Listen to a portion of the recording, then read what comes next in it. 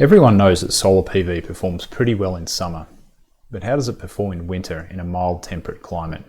Does it produce any energy at all, or is it not worth worrying about? In this video, we're going to take a look at some real data from our 7.4 kilowatt system here in Melbourne, Australia, and see how does winter compare to warmer months. For those who aren't aware, yes, Australia is a sunny place. If you come and visit expecting warm weather, sun-soaked beaches and palm trees, you won't be disappointed. That is, unless you come to Melbourne. This is a pretty typical Melbourne winter day.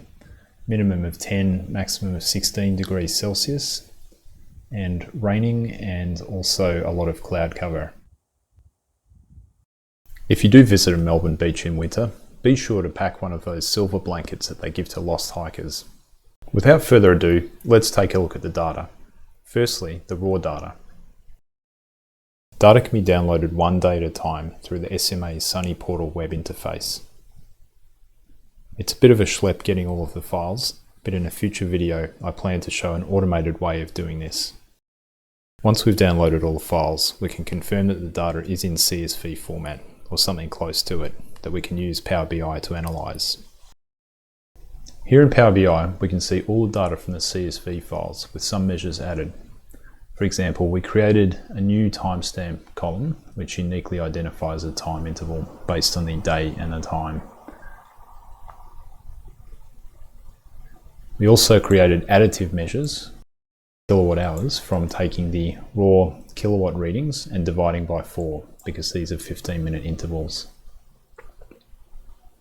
And with the data pre-processed, we can start to chart what generation looks like on an arbitrary day. So 15th of June here, 2022, and not very good generation. There must have been clouds that day because we can see the peak of 6 kilowatts wasn't reached, definitely, and generally the generation's all over the place. Now let's look at an average generation shape per season. We get this average shape by averaging all the generation readings on days that occurred within that season. This technique is useful because it basically removes that variability we saw earlier, so we can see more the shape that we expect based on the season. Here we can see summer with a reasonably high peak around the middle of the day. Let's take a look at winter for comparison. We can see two things here. Firstly, the peak is not as high as summer. This is probably because of more cloud cover in winter affecting the average. But more importantly, the sun is not as high in the sky in winter, so the panels are getting less direct light generally. Secondly, in summer, we can see the production starts much earlier in the day and ends much later in the day. This is sometimes called sun hours, and it makes sense because the sun rises later and sets much earlier in winter than it does in summer. Autumn is pretty similar to winter, and spring is pretty similar to summer, although they're less extreme.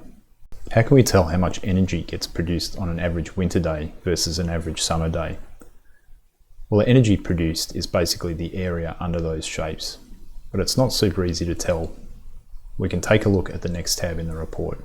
This table shows a number of metrics for each season, and we can see the system generates around 40 kilowatt hours on an average summer day, and about 1/4 of that, a bit more than 1/4 of that in winter. As we saw on the other chart, we can also see far fewer solar hours in winter than in summer, which is what we'd expect. Lastly, this chart below is a smooth chart of daily generation. What this is showing is basically the time of year when most solar is generated on average versus the least.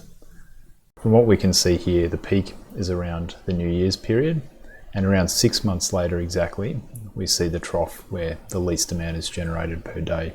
We can also see that the variability increases during summer. So what is the average difference in generation between a winter's day and a summer's day here in Melbourne? Well, as we saw from the data, in summer we produce about 4 times as much energy as in winter. This is not great, but it's not too bad either, especially considering some summer days we struggle to use everything that we generate.